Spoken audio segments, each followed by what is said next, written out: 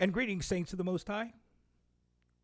Rod Thomas here, and I want to welcome you to the Messianic Torah Observer. I want to also thank you for taking the time from your busy schedules to fellowship with me here today.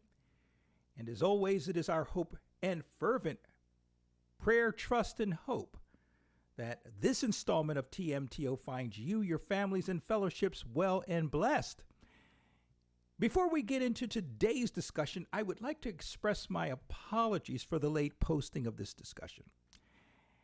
I unfortunately had some unforeseen things come up that threw off my publishing for this week or past week, but I pray that this installment will be well worth your wait and the inconvenience it may have caused. Which brings me to this announcement. I will be away taking care of some business back in California for the next 3 weeks, which means that this program will be on sort of a hiatus until my return. And I look forward to being back in my makeshift studio, which is actually a converted bedroom, and on publishing schedule, Abba willing, sometime around July 29th. So I do want to thank you for your continued support of TMTO. And with that, let's get into our discussion for today. This is Let No Man Judge You in Your Keeping of Torah.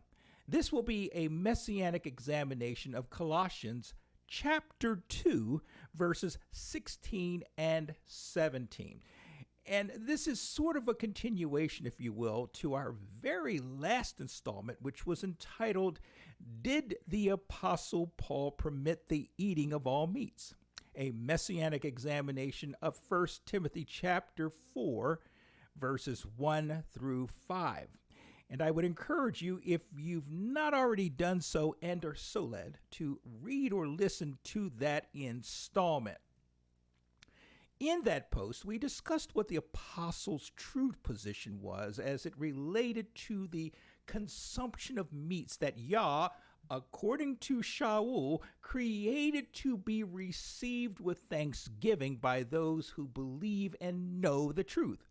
And that's a reference found in 1 Timothy chapter 4, verse 3. But also in that post, we discussed a handful of issues that were taking place in the Colossian assembly that seemed to parallel that of the Ephesian assembly. It was these parallel issues that we determined catalyzed, or rather ignited, the confusion and situation in both assemblies as it related to the assembly members' consumption of Yah-sanctioned, Torah-sanctioned meats. Now, if you recall, the reason I brought up last week's discussion was in response to a question regarding the meaning of that Pauline passage. For it is certainly one of those Pauline passages that the denominationalists love to twist, misinterpret, misrepresent to further their anti-Torah agenda. Specifically, that the Torah prohibitions against Yah's people consuming certain meats had been done away with. So now, according to these lawless ones, Christians, believers, what have you, can eat whatever they want to. And if there is any question or concern or problem as it relates to the prohibited meat being eaten, the grace or blessing that one says over their meal before eating it will somehow mitigate or eliminate those troublesome issues.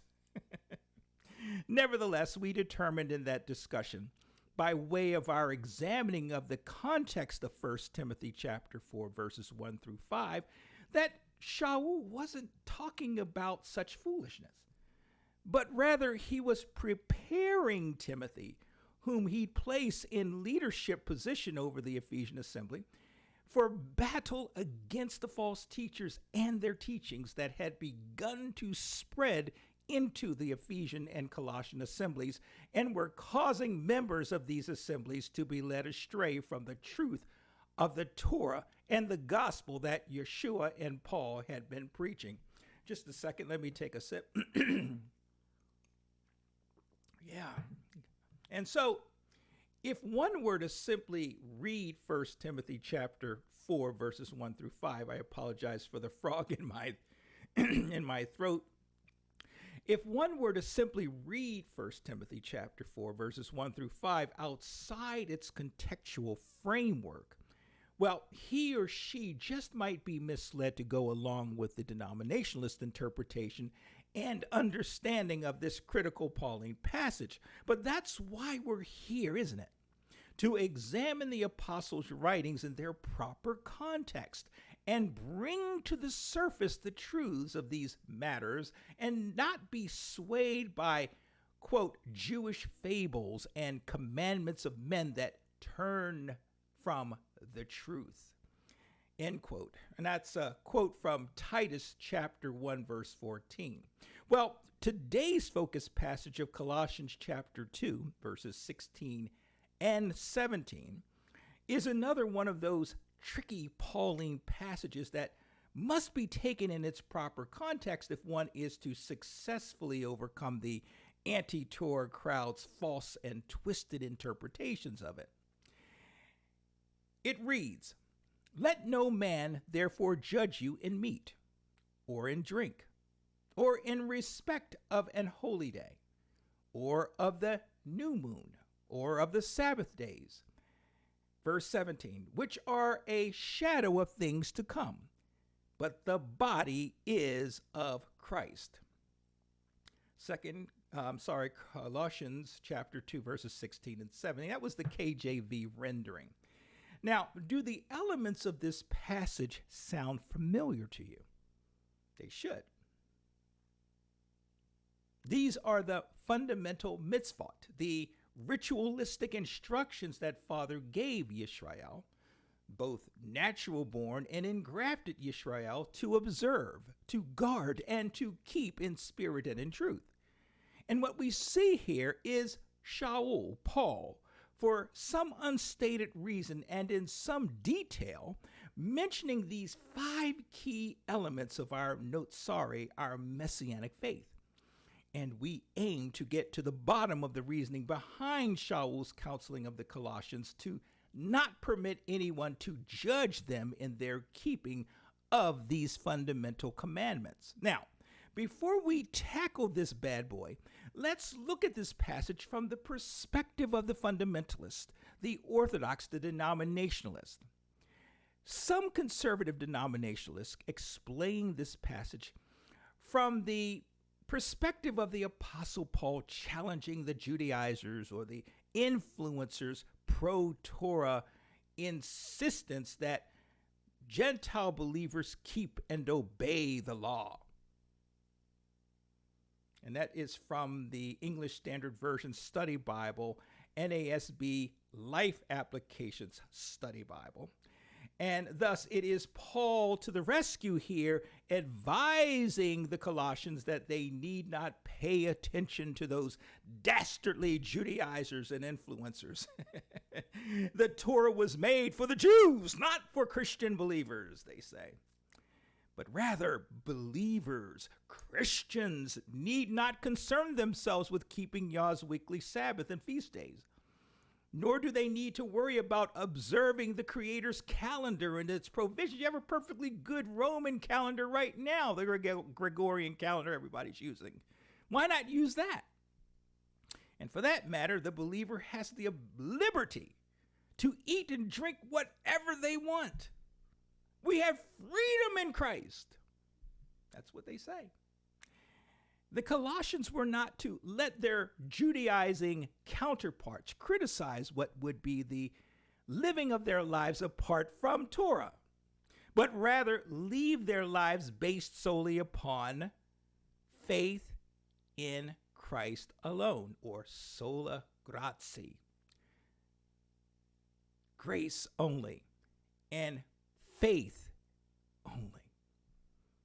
Now, on the surface, the conventional wisdom of the denominationalists regarding their understanding of our focus passage seems quite reasonable, especially considering that the apostle devoted a tremendous amount of ink and parchment and face-to-face teaching and preaching sessions challenging the teachings and works of the Judaizers and influencers. Well, we've gone into great detail on this subject over the last year or so, and I would in particular refer you to our series within a series entitled A Question of One's Jewishness to get up to speed on this issue. But in a nutshell, the problem that Shaul had with the Judaizers or the influencers that were operating within the various assemblies he oversaw was not their teachings and promotion of Torah living to the incoming converted Gentile believers, but rather their insistence that the Gentile believers convert to Judaism in order to be saved and to become a part of the Messianic assemblies of Messiah. These influencers, if you will, were ignoring the necessity of a believer's trusting faith in the person and ministry of Yeshua Messiah as the means for their justification before a holy and righteous Elohim. These were influencing their Gentile counterparts, like themselves, to place all their trusting faith in their Jewishness, their keeping of both the oral and written laws for purposes of becoming members of the Messianic community and being granted entry into the kingdom of heaven. So, based on this reality, we can see that the denominationalists are correct in their understanding of the role that a trusting faith should play in the life of a believer in Yehoshua HaMashiach.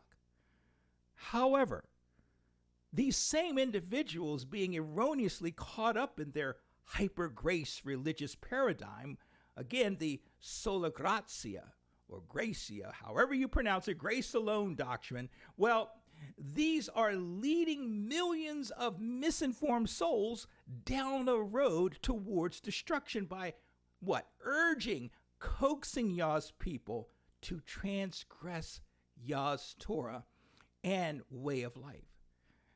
And these entirely ignore the foundational teachings of our Master Yeshua, who stated, this is over in Matthew chapter 5, verses 17 through 20, and the KJV reads, "Think not that I am come to destroy the law or the prophets. I am not come to destroy, but to fulfill," verse 18. "For verily I say unto you, till heaven and earth pass, one jot or one tittle shall in no wise pass from the law, till all be fulfilled." Verse 19. "And whosoever therefore shall break one of these least commandments and shall teach men so, he shall be called the least in the kingdom of heaven. But whosoever shall do and teach them, the same shall be called great in the kingdom of heaven." Verse 20. "For I say unto you that except your righteousness shall exceed the righteousness of the scribes and Pharisees, well, ye shall in no case enter into the kingdom of heaven." Now, as clear as this teaching is, the denominationalists continue to double down, so to speak, on their anti-Torah rhetoric, effectively throwing Rav Shaul under the proverbial bus by erroneously assigning him authorship of their hyper-grace lawless doctrine. And indeed, when we read passages such as 1 Timothy chapter 4, verses 1 through 5, and Colossians chapter 2, verses 16 and 17, outside of a proper contextual framework, well, the denominationalist arguments sure seem convincing.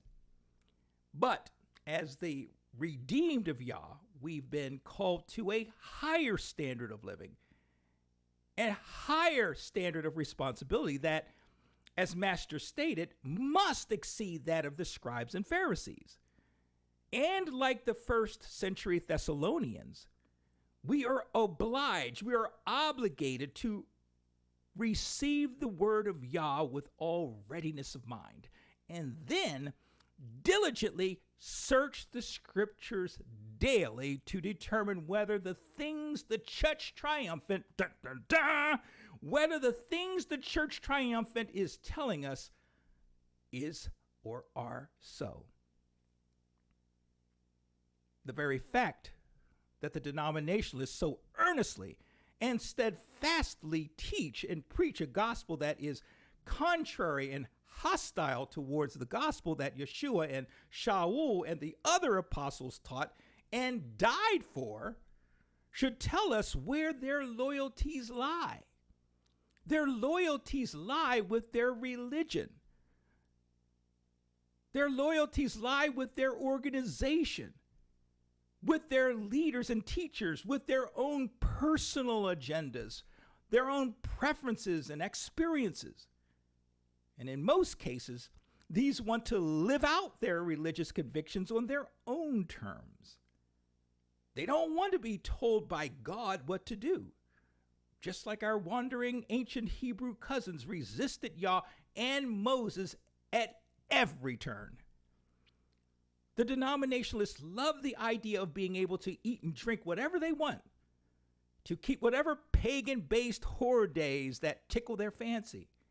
They much prefer Sunday worship to that of Yah's sanctioned Sabbath worship because their daddy Constantine told them to keep Sunday and disavow Sabbath worship. They refuse to be subject to Yah's way of life in accordance with Yah's reckoning of time. And for them, our focus passage offers one of the greatest opportunities and support for their lawless, grace-perverted lifestyle.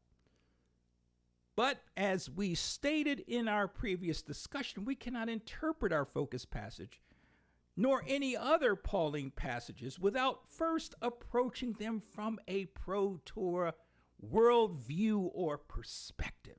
And when we approach such passages in their proper context and from a pro-Torah perspective, well, the Ruach HaKodesh, the Holy Spirit, will always lead us to the truth of the matter. So let's now examine some common denominational and Messianic interpretations of our focus passage.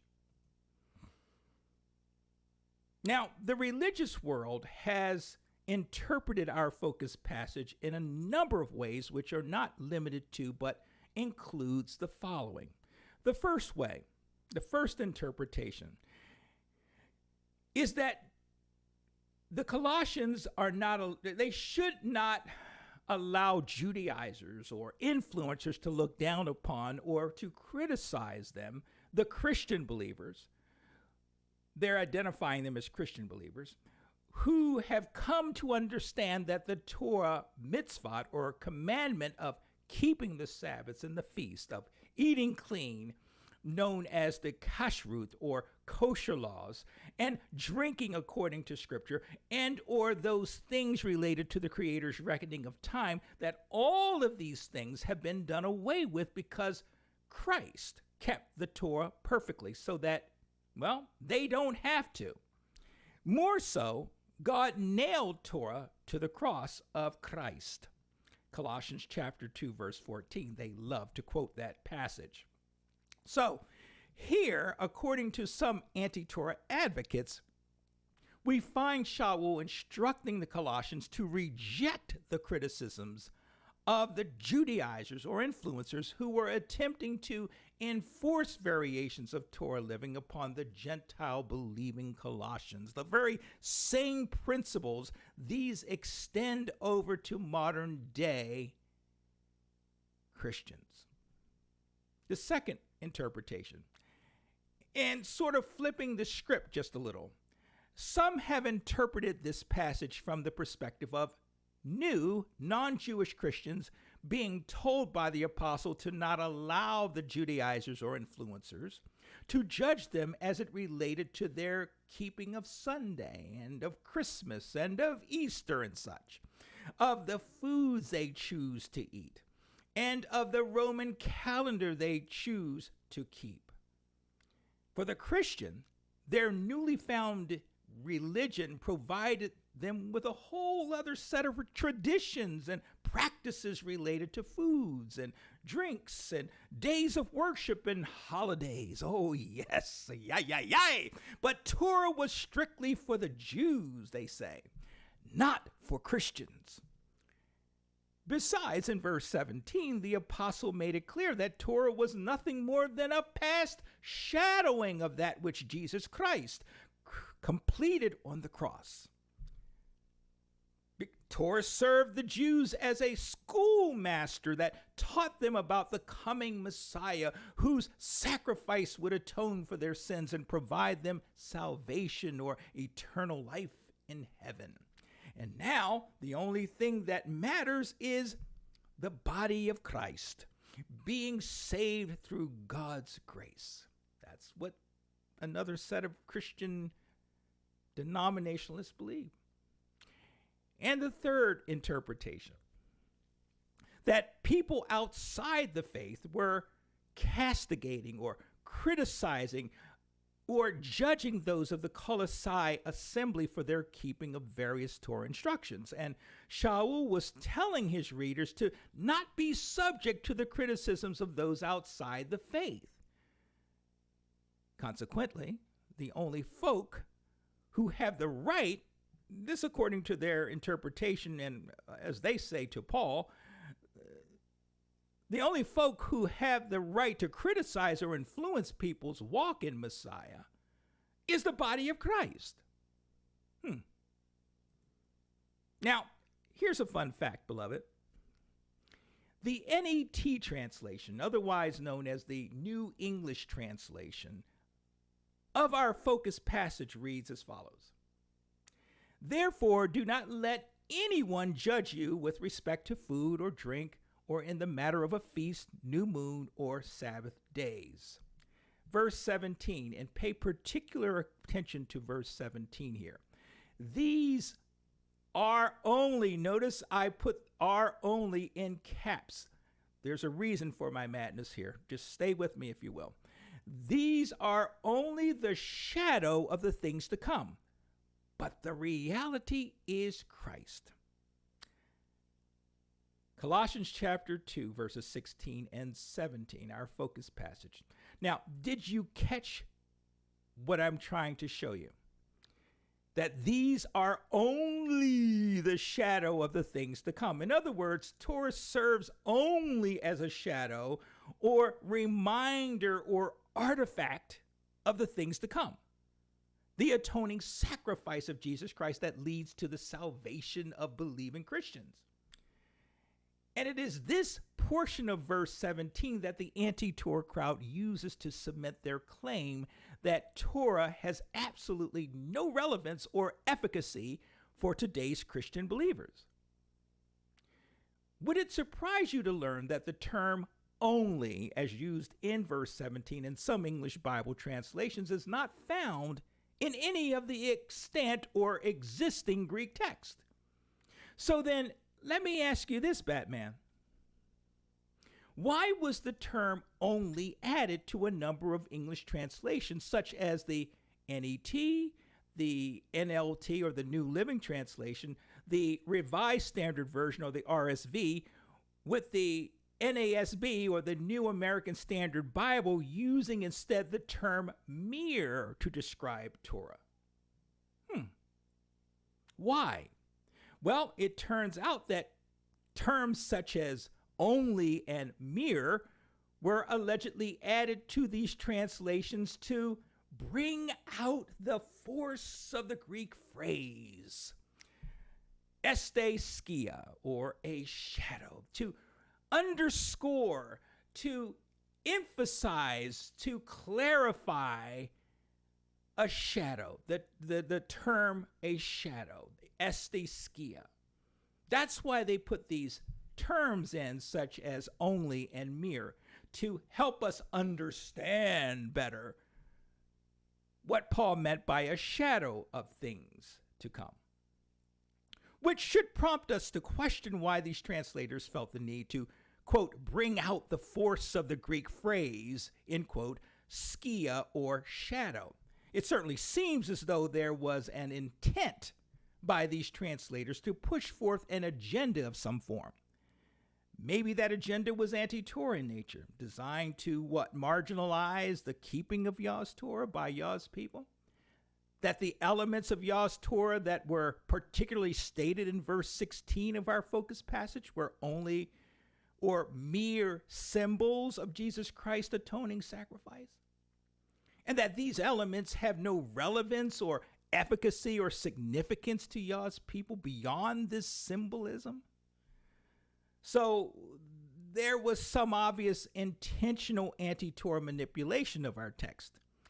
At least that's the way I see it. How do you see it? Give it some thought. But these are the things we have to be aware of when we're studying some of Paul's hard to understand and challenging passages.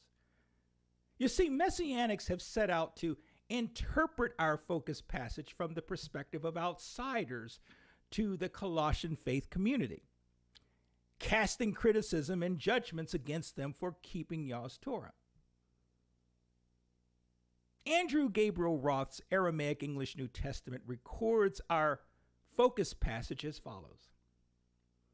Verse 16, let no pagan, in parentheses, let no pagan therefore judge you about food and drink, or about the distinctions of festivals and new moons and Shabbats. Verse 17, which were shadows of the things then future, but the body of Mashiach. Again, that was the Aramaic English New Testament. Now, as much as I admire Roth's Aramaic English New Testament's contribution to our faith community over the last decade or so, I do from time to time disagree with Mr. Roth's interpretations and explanations of various Brit Hadashah or New Testament passages, such as our focus passage here today. Obviously, he chose to insert the parenthetical term pagan in verse 16, which clearly does not exist in the Aramaic text. It would seem that he chose to insert pagan into the verse to definitively clarify who the let no ones were. He's doing the exact same thing that the Trinitarian denominationalists have done in their English translations. And as much as I would not rule out Mr. Roth's assessment that Shaul is referring to a pagan population that is casting judgment upon the Torah-keeping Messianic believers of Colossae, I'm not a fan at all of inserting such terms into the text, even for the purpose of clarification. Because in my opinion, inserted clarifications such as this are extremely leading to the reader. But then, such clarifying content should be reserved for the comment sections of whatever Bible one is referencing.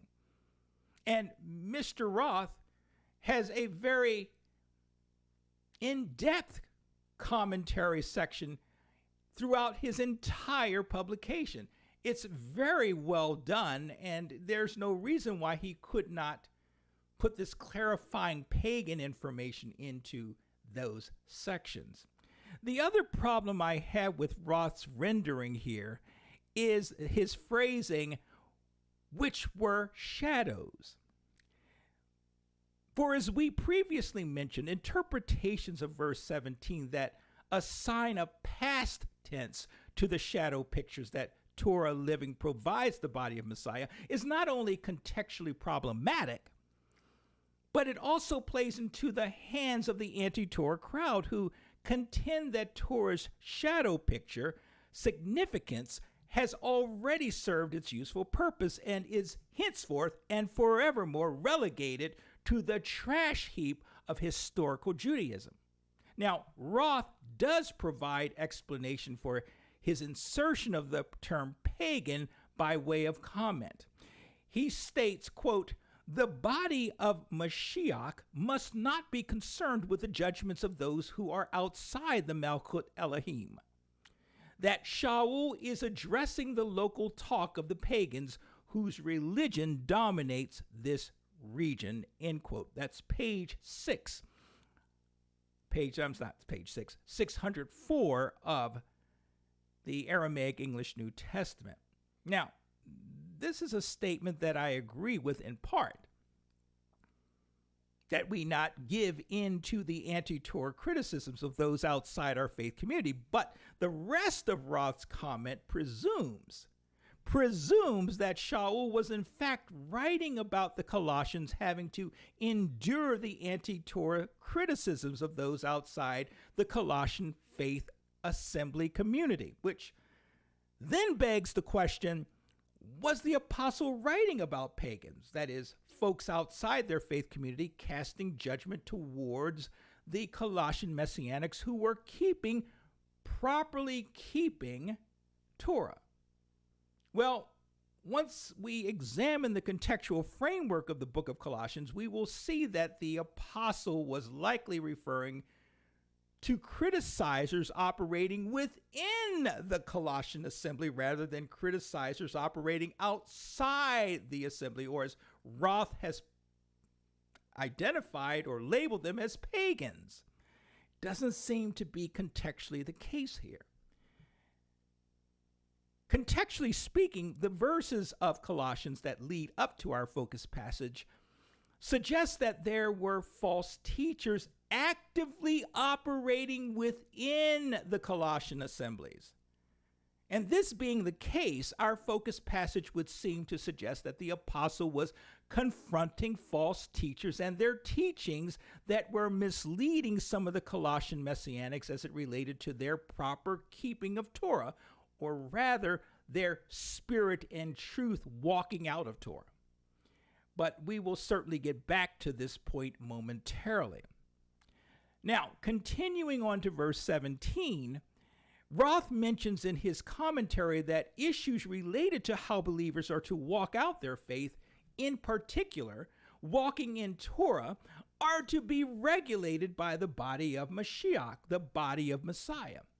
That is, the only individuals, according to Roth, who have a right to judge or criticize one's walk in Messiah is the body of Messiah, or rather, the so-called often self-appointed leaders of our Messianic faith community. And at one point, I have to admit, being transparent here, I used to think that this was exactly the point that Shaul was getting at. However,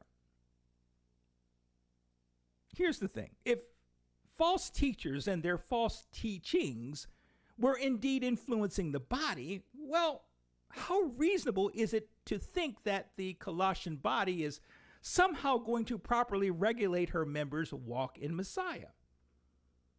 It would be like putting a convicted thief or robber in charge of one's personal possessions. It's just not going to work.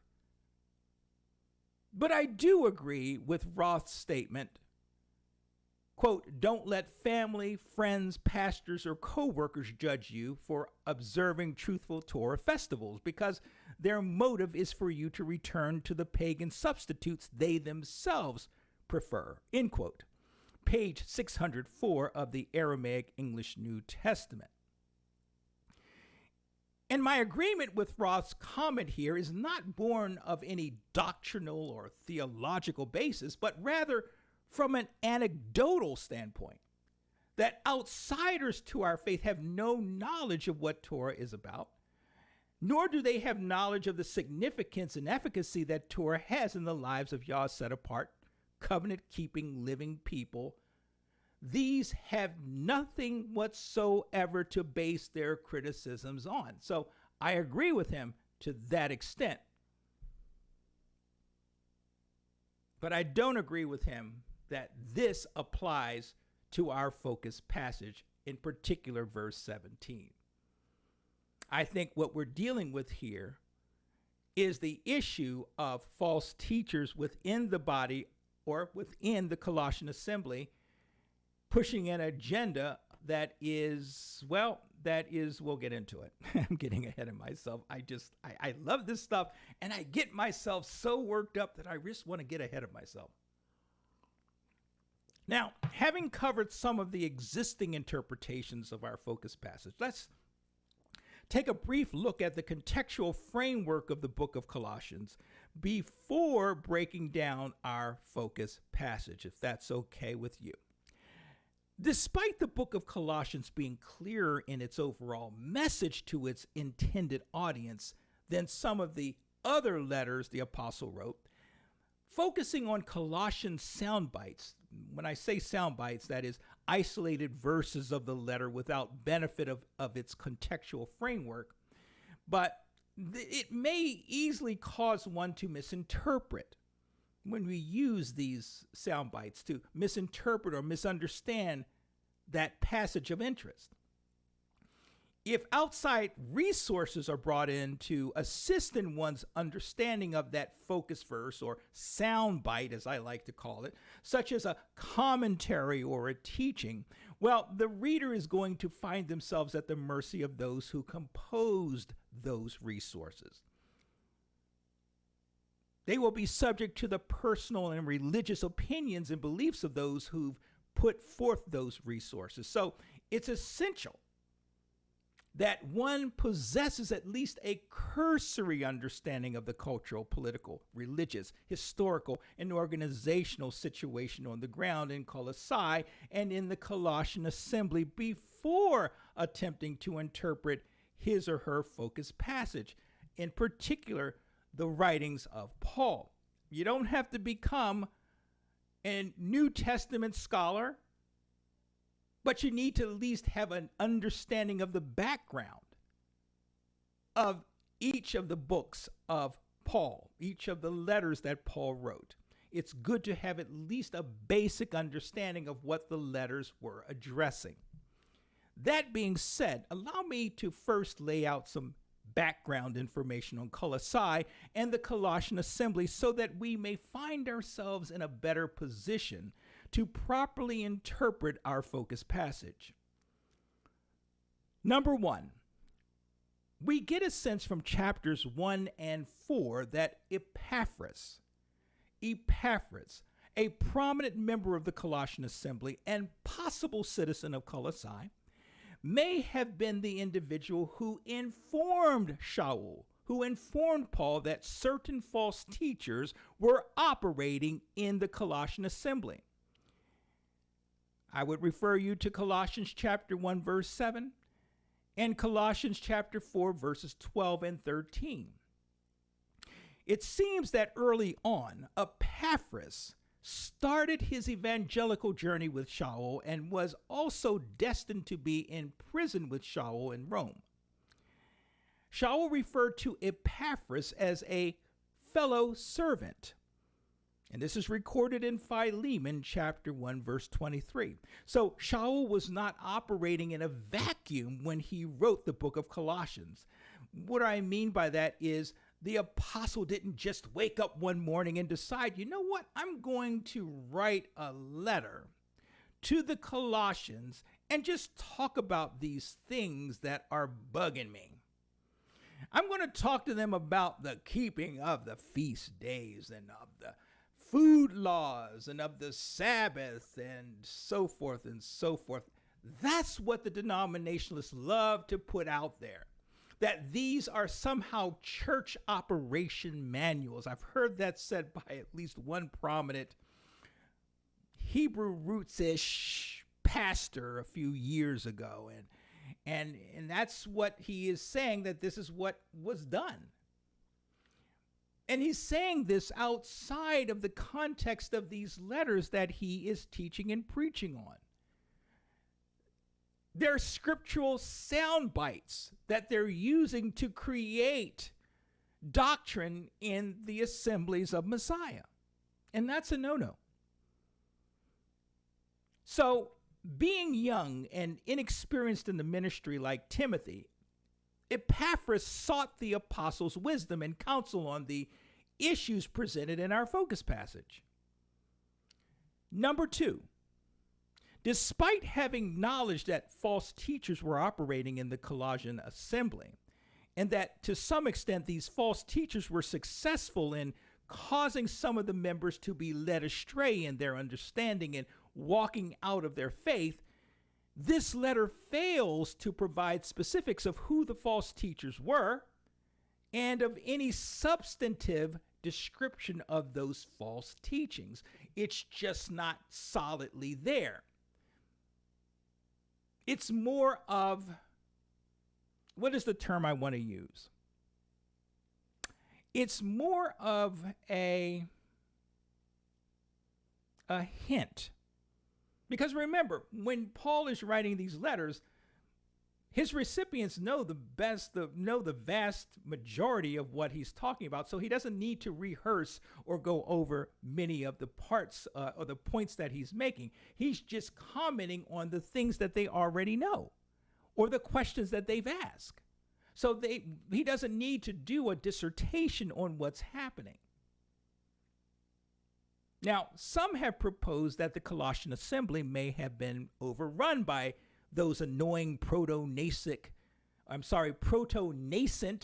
Jewish Gnostics or mystics and their heretical ascetic teachings, similar to those Shaul took issue with and instructed Timothy to get a hold of in 1 Timothy and the book of Ephesians. Recall that we discussed at great length this very issue in our last post entitled, "Did the Apostle Paul Permit the Eating of All Meats?" A Messianic examination of 1 Timothy chapter 4, verses 1 through 5. Now, the best information we have about these insidious shysters and their heretical teachings is found in Colossians chapter 2, verse 8, and verse 20, 21, 22, and 23. Let's read them. Colossians chapter 2, verse 8. And Shaul writes, "See to it that no one takes you captive by philosophy and empty deceit, according to human traditions, according to the elemental spirits of the world, and not according to Christ or Messiah." Moving on to verse 20. "If with Christ or Messiah you died to the elemental spirits of the world, why, as if you were still alive in the world, do you submit to regulations?" Oh, the denominationalists love that. Why are you submitting to the Torah? In other words, equating regulations with Torah rituals. Verse 22, "According to human precepts and teachings." The Torah is human precepts and teachings. I've heard that before as well. Verse 23, "These have indeed an appearance of wisdom in promoting self-made religion and asceticism and severity to the body, but they are of no value in stopping the indulgence of the flesh." And these verses were from the English Standard Version. Certainly, the descriptions provided in these handful of verses seem to match the basic elements of Jewish Gnosticism or mysticism. For we find that even among the earliest forms of Jewish mysticism or Gnosticism, an example of the early form that scholars know of is Merkabah mysticism, which was known to exist in Shaul's day. Its central purpose was to, quote, "reveal the ancient hidden esoteric traditions of Torah," end quote. And this is from an article in Wikipedia entitled "Jewish Mysticism."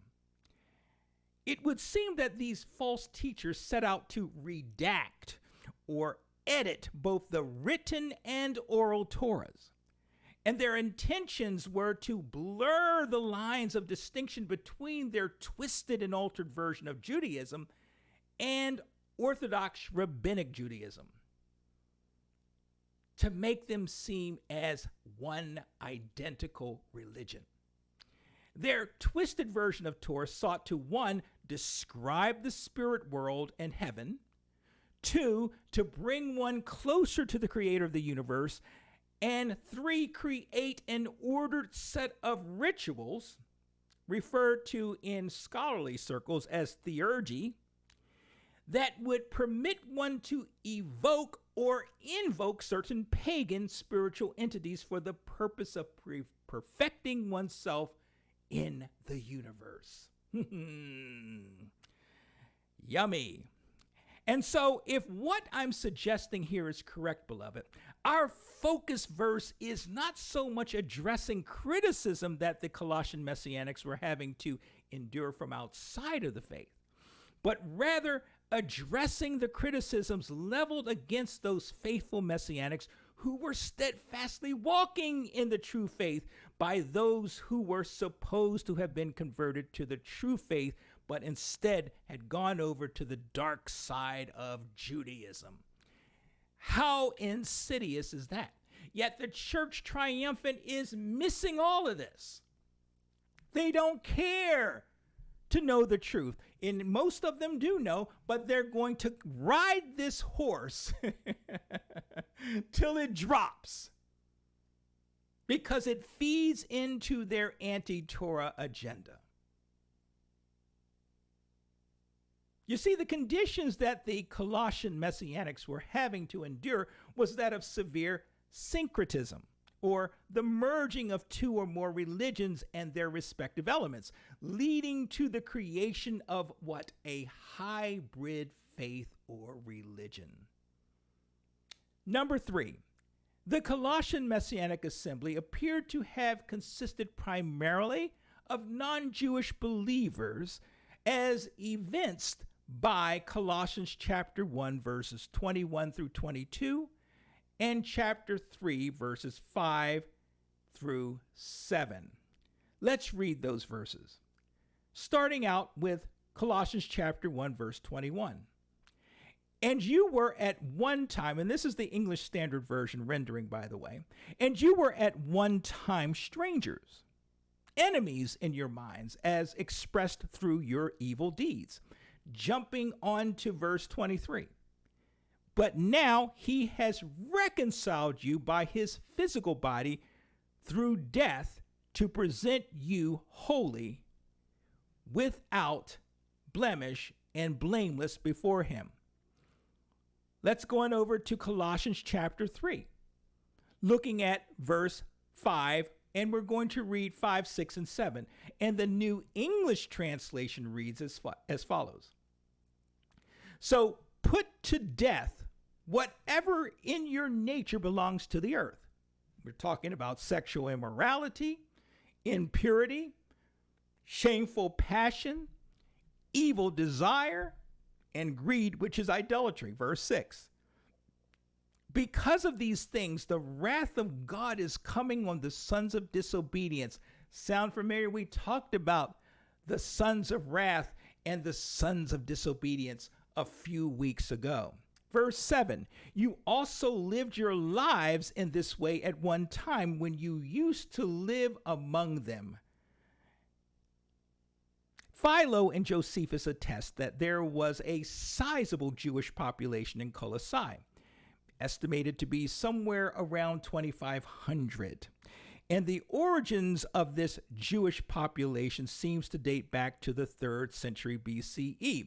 So you're probably wondering to yourself, Rod, what difference does this make? It makes a lot of difference, because you will hear the denominationalists state, well, this was it was all non-Jewish folks who were there. So this could not possibly have anything to do with these Gentile Christians keeping Torah, because that's not what they did. Non-Jewish Christians did not keep Torah. So this thing that Paul is writing about is about not being criticized, not taking criticism from the Jews who were around there, these maybe 2,500 souls, these 2,500 Jewish souls who were criticizing them because they weren't keeping the Sabbath, the feast days, the food laws, and so forth. Which is an absurdity, because it's not contextually sound. I hope I'm getting my point about context across, because that is how we understand the reality of Paul's content. And once you get that context nailed down, the scriptures just open up so wide for us. And there are layers and textures and avenues, multiple avenues that are open to us that we otherwise wouldn't have open to us. Now, here's a lovely fact, beloved. The city of Colossae was just 100 miles east of Ephesus, according to J.K. McKee's Colossians and Philemon for the practical Messianic, page 9. So it's not too much of a stretch for us to recognize similarities between the assemblies of Colossae and Ephesus. They were both in near proximity to the other and were both bustling Greco-Roman cities. And we talked about the similarities between the two assemblies in our last post. It is believed that, like Ephesus, Colossae was a prosperous Greco-Roman city consisting of Phrygians and Greeks. As an aside amount of information for you to store in your brains. Now, from a religious standpoint, which is important to know because a population's general religious affiliations could challenge the integrity and viability of the true faith once delivered, as it did over in Ephesus. Remember how the city became in an uproar over Paul and his team, his evangelical team, and they set out to destroy his ministry there? Well, that's why it's important to see what the competing religions were at that time. It's very important. Essentially, all in Colossae we're talking about, all of the traditional Greco-Roman religions and cults were to be found among the citizens of Colossae, such as the polytheistics that formed a pantheon of gods, the mystery religions, the ancient Greek religion, along with their gods melding, becoming one into a Greek adaptation of the same Greek religion, emperor worship, big, worship of Artemis, of Men, of Selene, of Demeter or Demeter, Hygia or Hygia, Helios, Athena, Tyche, Boule, the Egyptian Isis and Serapis. This is according to researcher and author Clinton E. Arnold in his book Colossae. So then you take that and add to the religious baggage that the regional and international travelers brought in with them as a result of Colossai's thriving economy, religion, and social syncretism. It was inevitable. It's just going to happen. Ephesus the same way. Bustling economy, people coming and going to and fro in these bustling cities, and they bring all their baggage in with them. What a mess. But it's exciting, isn't it? From an economic standpoint, Colossai's primary source of wealth came from textiles, in particular, purple-colored woolen textiles that were referred to as Colossinius. Again, this is from Clinton E. Arnold, book Colossae. Other than what little we have here before us, there is essentially you pretty much have the bulk of the information that's out there as it relates to the substantive historical archaeological information to be had about Colossae. There's not much out there. They haven't invested the time and resources and funding to. They know exactly where Colossae is. There's ruins there, but they just have not decided. It's over in Asia. It's over in Asia Minor. They haven't decided to go in and excavate and study the sites. So it's one of the last sites that has not really been looked at closely. But what is well known about Colossae is that it was permanently destroyed by an earthquake in the middle of the 1st century of the Common Era. It was never, ever rebuilt. Now that we've laid the contextual groundwork for the book of Colossae, we're now ready to examine our focus passage. The ESV, the English Standard Version rendering of verse 16 is as follows. Therefore let no one, or let no man being a certain person, let no certain person pass judgment on you in questions of food and drink, or with regard to a festival or a new moon or a Sabbath. There's certainly nothing too challenging about this verse apart from its true contextual meaning that can only be arrived at by examining the letter as a whole and referencing the information available to us regarding the religious, cultural, geographical, and historical aspects of Ephesus and Colossae. And the therefore that precedes the apostles' admonishment to not allow no one or no person or no man to judge them, the them being Torah-keeping Colossians, requires us to step back 3 or so verses where we run into yet another one of those hard to understand and challenging Pauline passages, which reads Colossians chapter 2, verses 13 through 15, the ESV, and I've modified my reading a little bit here. And you, the you being the Colossian Messianics, mostly Colossian non-Jews, as we've talked about, who were dead in your trespasses and the uncircumcision of your flesh, God or Yah made alive together with him, the him being Yeshua, having forgiven us all our trespasses. Verse 14, by canceling the record of debt that stood against us with its legal demands. This he, the he being Yah, set aside, nailing it to the cross. Verse 15, he, talking about Yah, disarmed the rulers and authorities and put them to open shame by triumphing over them in him. Again, that was Colossians chapter 2, verses 13 through 15, the ESV rendering. Clearly, there's a lot here that we could spend an entire discussion or more unpacking, and at some point we will. But for the sake of time and to stay on track as it relates to our focus passage, we'll simply summarize this passage that the sin debt, the penalty that every person owes, was paid in full by the person and ministries of Yehoshua Messiah.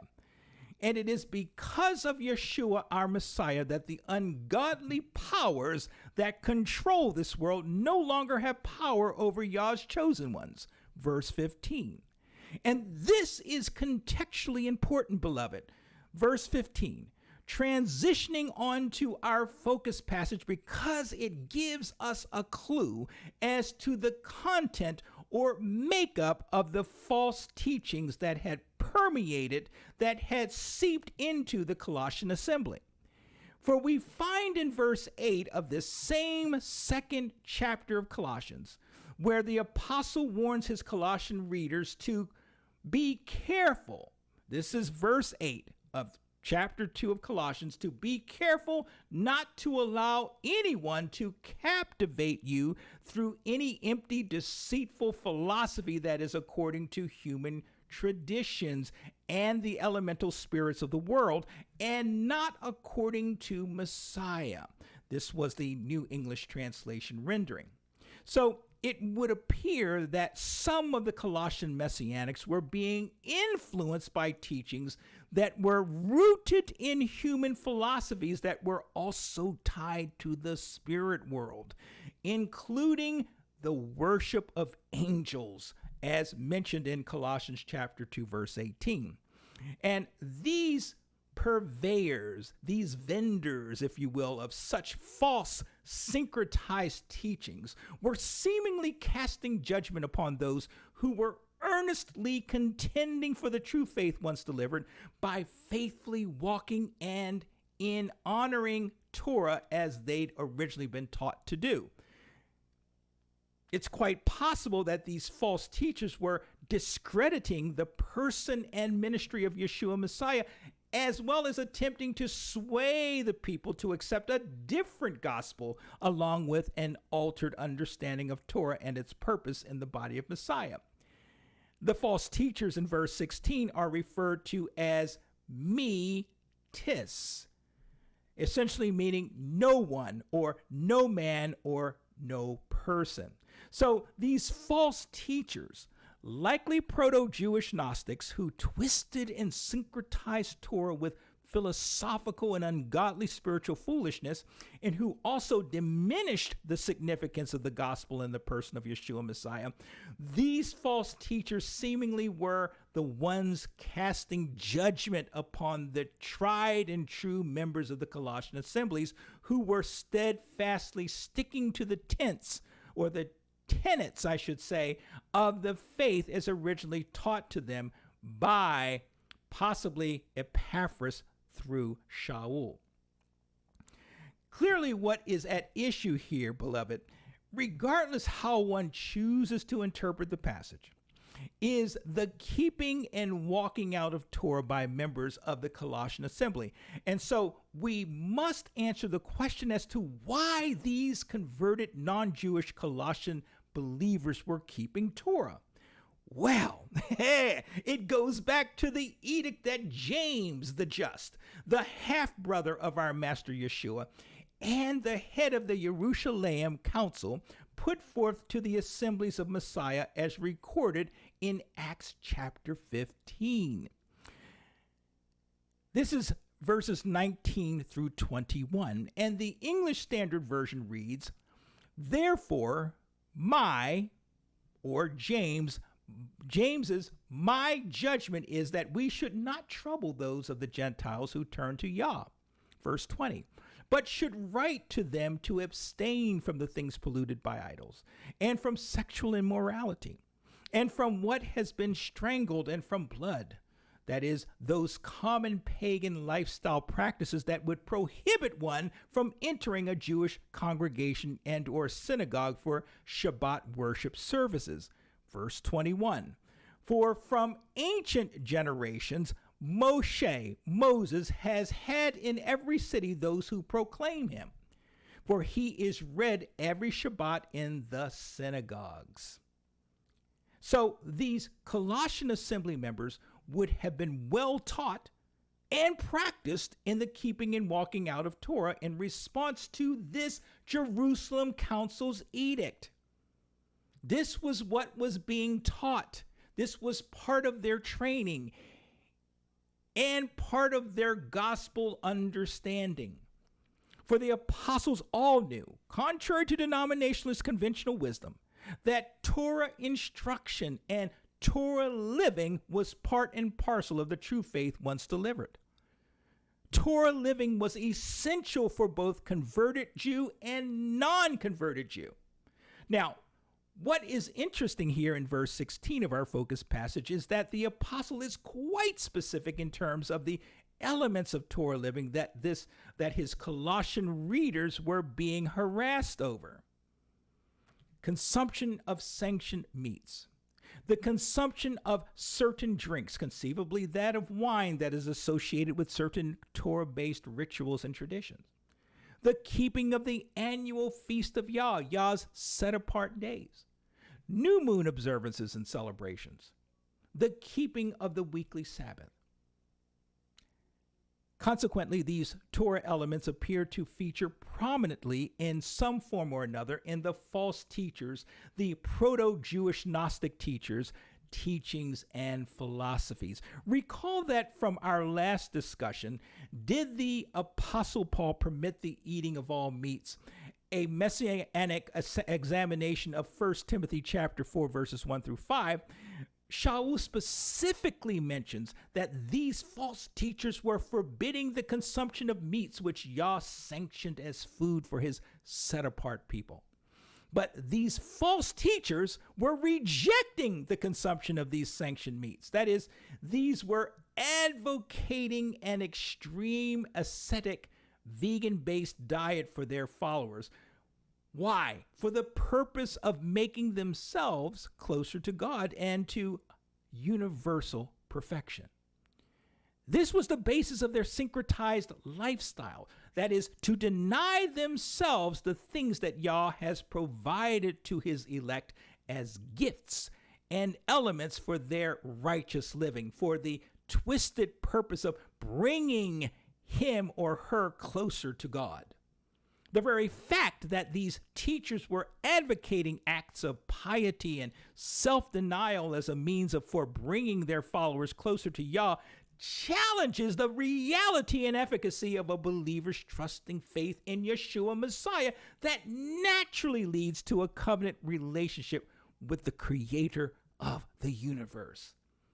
So there are indeed similarities in terms of this syncretized, ascetic, false religion and the push to reject spirit and in truth, Torah living by Yah's set-apart people, which had begun to take hold in the Messianic assemblies of Ephesus and Colossae.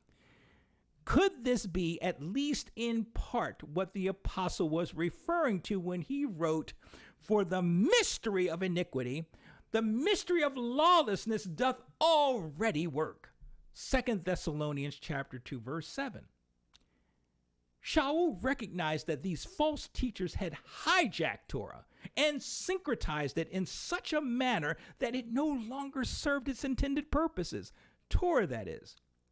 But rather the purpose these false teachers were assigning to their syncretized Torah and ascetic lifestyle was to somehow make one better suited to interact with the cosmic powers, the cosmic spirits of this world. And Shaul reminds his readers that Yehoshua is superior to any and all these cosmic powers, verse 15. So then it would seem that for one to reject the false teacher's teachings and practices, he or she would not be found in an appropriate enlightened state of being or existence and would consequently not be saved, according to these false teachers again. And this point, despite it being everything we as covenant-keeping believers should avoid with a 20-foot pole, is something we should take heed of, actually.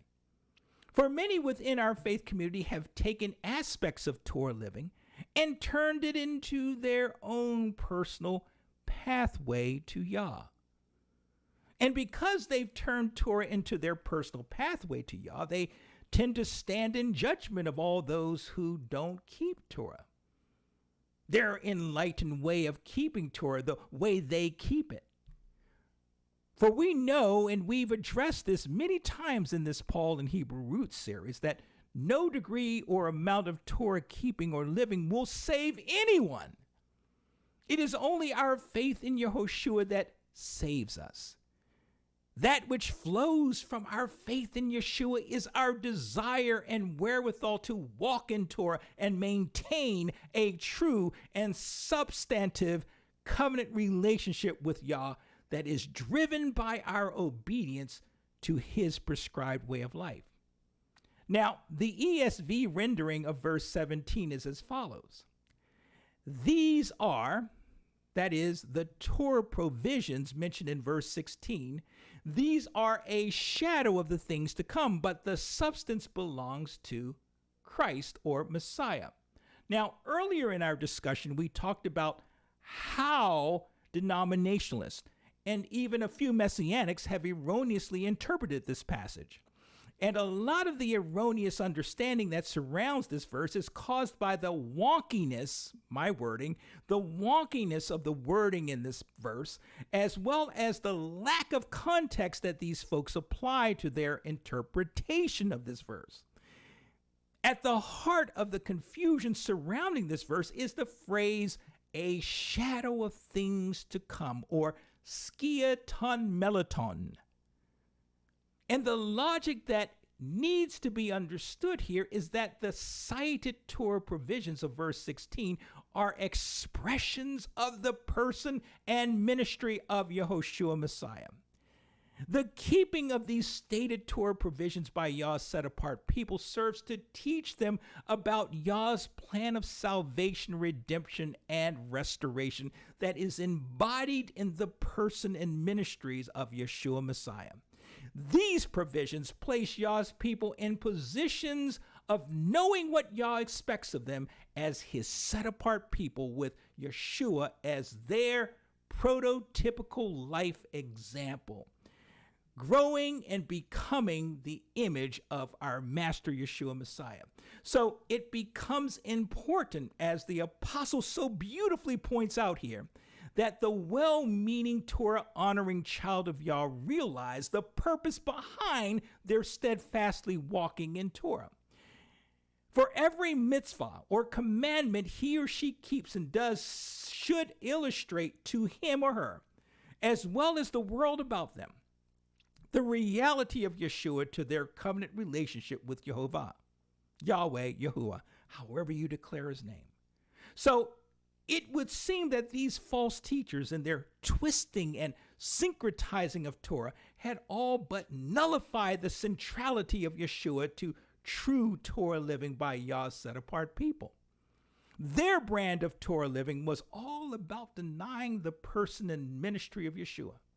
And the apostle here was earnestly advocating and promoting a sense of renewed dedication on the part of the Colossian assembly to remember the point of their living Torah, which is Yeshua Messiah.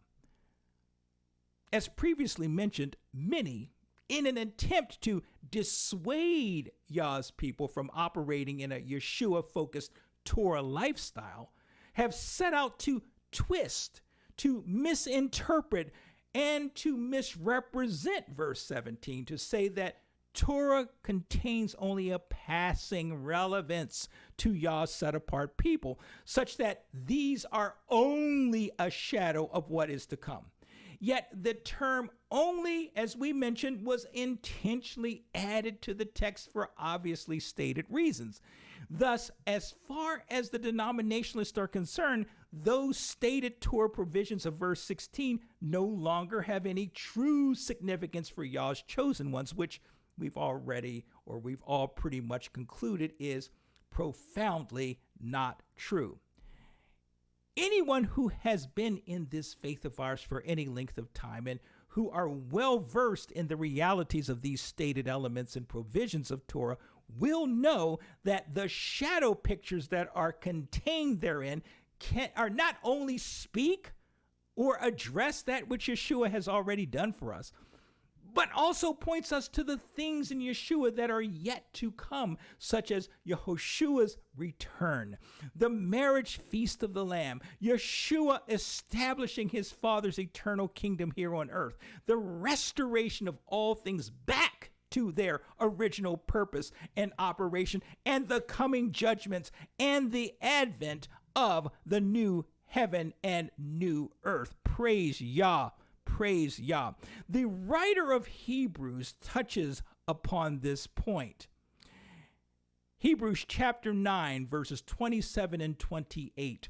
And the New English translation reads, "And just as people are appointed to die once and then to face judgment," verse 28, "so also after Christ, after Messiah was offered once to bear the sins of many, to those who eagerly await him, he will appear a second time, not to bear sin, but to bring salvation." So then, the main point of our focus passage is the apostle counseling the Colossians regarding their proper use and understanding of Torah, which the false teachers, presumably those dastardly pro-Jewish Gnostics or proto-Jewish Gnostics, had essentially taken and completely gutted and repackaged, robbing Torah of its intended purpose and meaning. Unfortunately, the denominationalists have gone out of their way to downplay the significance of the ongoing shadow pictures that Torah projects for the would-be child of Yah. Galatians chapter 3, verse 24. They downplay the schoolmaster aspect of Torah by denying that those aspects of Torah living that brought us to salvation in Yeshua still have any significance for Yah's people. In other words, the efficacy of Torah living disappears after salvation comes, according to these folks. But such an idea is ludicrous at best. Think about it, beloved. Would a practicing medical doctor or lawyer scrap everything they learned in medical school and law school, respectively? Should a seasoned police officer protecting and serving their chosen community ignore that which he or she learned in their police academy? Would a veteran pilot who safely flies hundreds of passengers to and from their appointed destination scrap the very principles he or she learned in flight school and that led to him or her earning their wings? And the answer to these and countless other examples is a resounding no. It's only those who reject Torah as the only sanctioned way of life for Yah's people to walk in that such misguided thinking is applied. And so one must conclude that such asinine thinking is birthed and enforced by the enemy and his minions. You see, the true child of Yah who has ears to hear and eyes to see knows with their whole being that Torah living is the only true and sanctioned way of life for Yah's set-apart people. And as such, those precious ones that make up the true remnant of Messiah value every morsel of truth and instruction and shadow picture that Torah has to offer. And also as such, the remnant covenant-keeping child of Yah knows that he or she can never exhaust the brilliant shadow pictures that Torah paints for the body of Messiah. These know that those shadow pictures are not limited to Yeshua's atoning sacrifice, but also teach and admonish us to prepare for the times ahead, to be ready to receive Yah's coming kingdom and so forth. Praise Yah. The wording of the last portion of verse 17 is extremely wonky. But the body is Christ. ASV. But the body is of Christ, the King James Version and the Young's literal translation. The substance is the Messiah, the Holman Christian Study Bible. But the substance belongs to Christ, the English Standard Version. But the reality is Christ, the New English Translation. Christ himself is that reality, the New Living Translation. The substance belongs to Christ or Messiah, the Revised Standard Version. You know, there is no secret to the fact that denominationalists and not too few Messianics interpret this portion of verse 17 as an admonishment of sorts that one's walk in Messiah is to be ordered and even judged by the general body of Messiah. I have to tell you, I used to believe that this is what this snippet of a verse meant, that we should not allow others to judge us as it relates to our walk in Messiah, but rather we are to submit ourselves to the direction of the body or the general body of Messiah. We are to follow what the body of Messiah points as the way and means by which Torah is to be kept. The feast days, you know, that's where the churches of God got the idea of the Feast of Hotels, going to the hotels and not really they're only doing things the way that the corporate office told them to do. The weekly Sabbaths, keeping the weekly Sabbaths, and this is where in great part we get brethren keeping the Sabbaths, but doing all kinds of other goofy things, such as going out to dining facilities and restaurants and other entertainment venues on the Sabbath under the pretense of fellowshipping with others.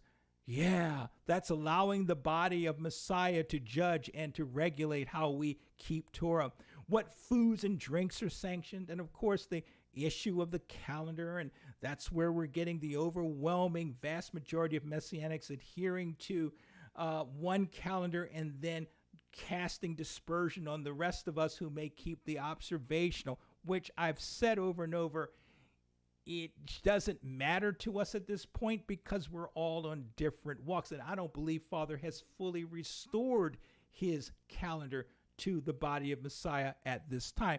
I believe it's coming, and I do believe eventually the entire body of Messiah will start to keep the observational calendar. But right now, it has not been fully restored. So I will never cast dispersion on anyone who keeps the calculated Jewish calendar, as I used to once do, but now I've learned better.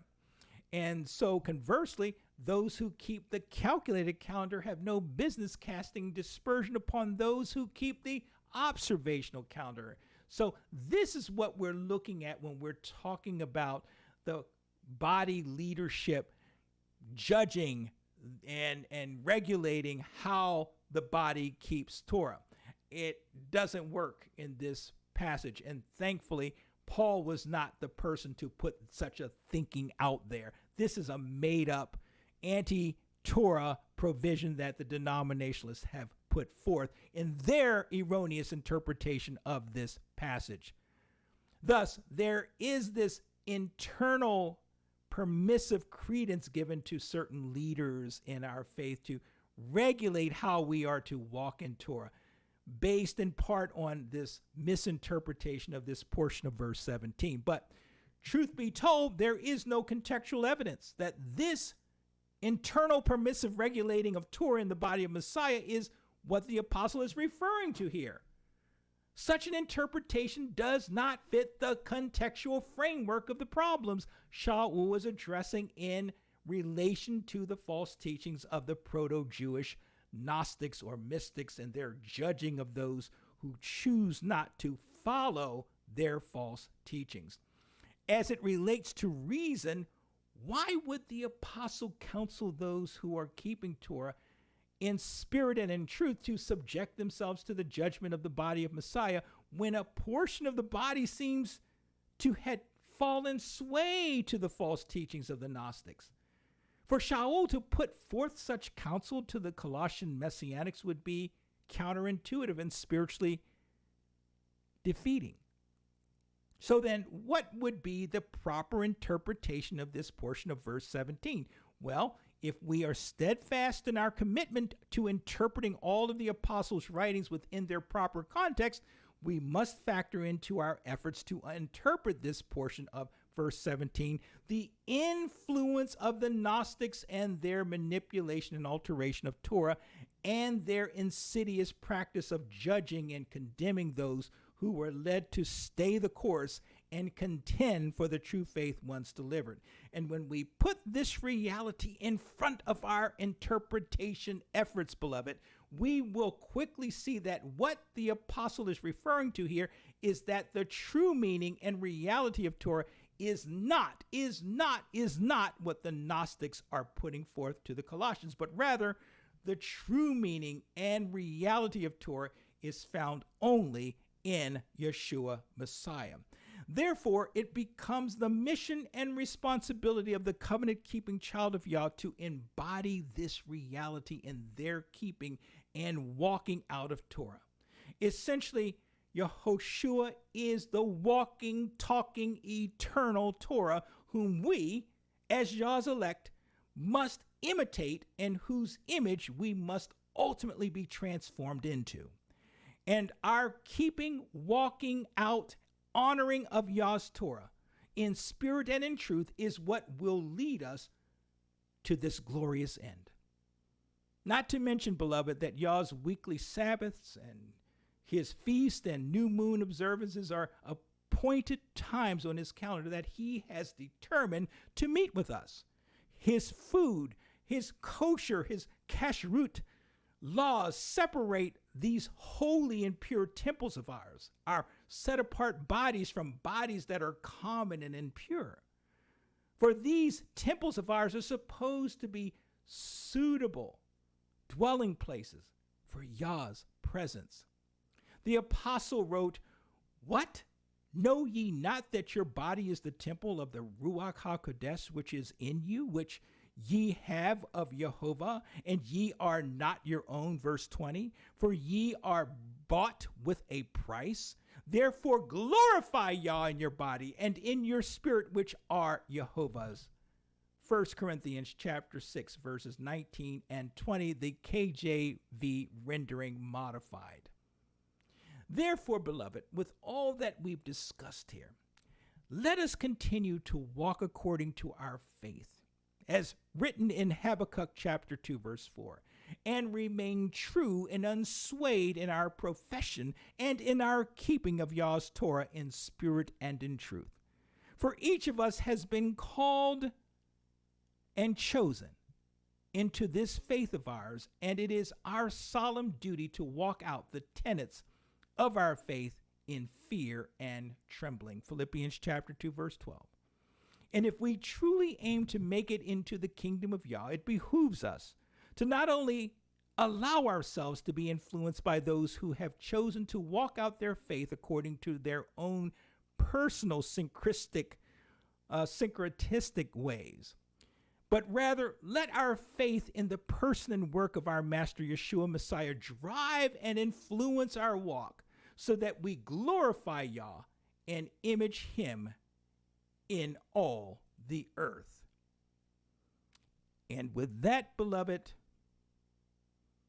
we will bring this installment of TMTO to a close. I pray that you have gained a better understanding of this challenging Pauline passage and that you will now be in a better position to defend your Yeshua-focused life of Torah.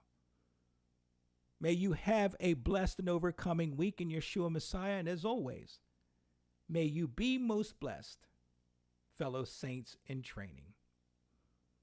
I will see you, Abba willing, when I return in a few weeks. Take care, beloved. Love you.